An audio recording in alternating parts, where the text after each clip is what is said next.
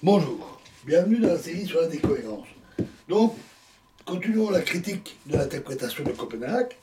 Alors, l'interprétation de Copenhague ne résout pas le problème de la base privilégiée dont nous avons discuté. Elle considère comme acquis l'existence de processus de mesure correspondant à certains observables tels que la position. Toutefois, il serait quand même plus correct de dire qu'elle n'aborde pas ce point.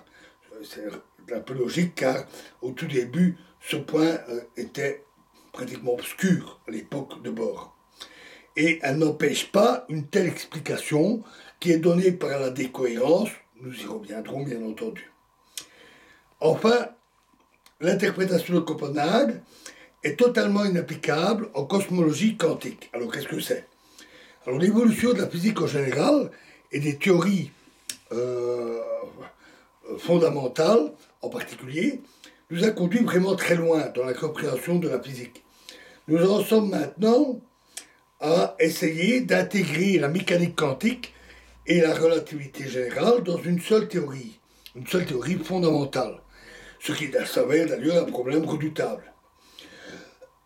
La cosmologie est le cadre idéal pour la relativité générale, c'est-à-dire pour étudier la structure et l'évolution de l'univers pris dans son ensemble. Dans la mesure où la mécanique quantique attaque maintenant le bastion de la relativité générale, il est tout naturel, et même inévitable, d'envisager également la cosmologie dans un cadre totalement quantique. C'est d'autant plus nécessaire que la relativité générale souffre de singularité, c'est-à-dire des variables physiques qui deviennent infinies dans certaines circonstances, au centre des trous noirs, mais aussi justement à l'origine de l'univers dans la théorie du Big Bang. Circonstances où les effets quantiques ne peuvent pas être ignorés. Mais si l'on considère l'univers comme un tout, nous n'avons plus d'observateurs extérieurs. Il ne peut pas y en avoir, puisque par définition l'univers c'est toute chose. Nous n'avons plus non plus de processus de mesure sur l'univers en entier. On ne peut pas prendre tout l'univers et le mettre dans un appareil de mesure. Et donc, plus de réduction. Du moins pour la mécanique quantique appliquée à l'univers entier. La distinction entre microscopique quantique et macroscopique classique devient caduque dans un univers considéré globalement dans le cadre quantique.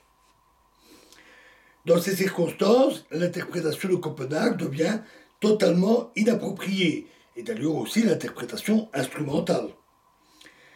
Et nous souffrons d'un manque manifeste alors de capacité d'interprétation des résultats. Alors, l'exemple caractéristique est l'équation de Wheeler-DeWitt, qui décrit la fonction d'onde de l'univers. C'est une sorte de généralisation cosmologique et incluant la relativité générale de l'équation de Schrödinger. Mais dans cette équation, la coordonnée temporelle est absente, en fait même les coordonnées spatiales d'ailleurs. Comment interpréter ça? Sans coordonnées du temps, elle ne peut décrire un changement ou une évolution du système. C'est donc un problème difficile. Donc voilà pour l'interprétation de Copenhague. Et dans la prochaine vidéo, nous attaquerons le principe anthropique, ou plutôt, nous attaquerons une critique du principe anthropique. Je vous remercie.